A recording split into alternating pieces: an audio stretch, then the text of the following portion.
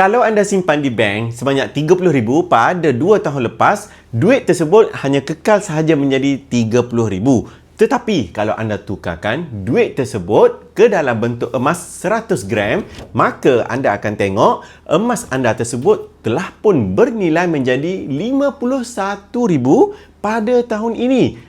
Jadi ini adalah tips bagaimana anda nak kumpul 100 gram dengan cara sedikit demi sedikit. Tadi saya dah beritahu macam mana anda boleh dapatkan keuntungan dengan menyimpan gold bar 100 gram.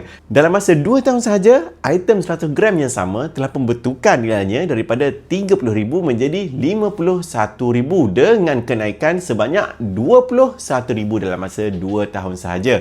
Jadi, orang yang bijak pandai, dia akan ambil peluang untuk tukarkan duit lebihan yang tak nak digunakan dalam tempoh 2 tahun dan ke atas ke dalam bentuk yang mana nilainya akan semakin lama semakin menaik, iaitulah emas sendiri. Emas ada banyak design, banyak bentuk dan juga banyak jenis. Emas yang digunakan untuk simpanan dan juga pelaburan ialah emas 999, bukan emas 916, dan pelbagai bentuk anda boleh pilih sama ada gold bar 100 gram ataupun item 5 dinar ataupun item 1 dinar.